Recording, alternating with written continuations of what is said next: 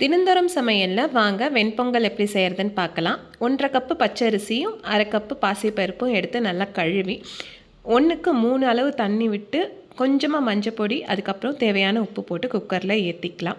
பொங்கலுக்கு தாளிக்கிறதுக்கு தாராளமாக ஒரு 5-6 ஸ்பூன் எண்ணெய் விட்டு 2 பச்சை மிளகா, திருவின இஞ்சி போட்டு மிளகு பொடிச்சு சேர்த்துக்கிறேன். கொஞ்சமாக ஜீரகம், பெருங்காயம், அதுக்கப்புறம் முந்திரி பருப்பு எல்லாத்தையும் நல்லா வதக்கிட்டு நம்ம வேக வச்ச பொங்கலில் கலந்து விட்டுட்டோம்னா சூப்பரான பொங்கல் ரெடி ஆகிடும். இதுக்கு சைட் டிஷ் வாங்க தேங்காய் சட்னி எப்படி செய்கிறதுன்னு பார்க்கலாம். கொஞ்சமாக இஞ்சி, பச்சை மிளகா எல்லாமே சேர்த்து வதக்கிட்டு மிக்ஸி ஜாரில் ட்ரான்ஸ்ஃபர் பண்ணிக்கலாம்.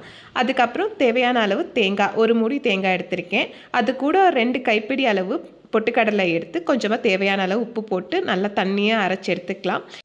அரைச்சி வச்ச சட்னி கூட கடுகு, கருவேப்பிலை போட்டு தாளித்து கொட்டி சூடான பொங்கல் கூட சர்வ் பண்ணிக்கலாம். இதுதான் தினந்தோறும் சமையலில் எங்கள் வீட்டு பிரேக்ஃபாஸ்ட். பிடிச்சிருந்துச்சுன்னா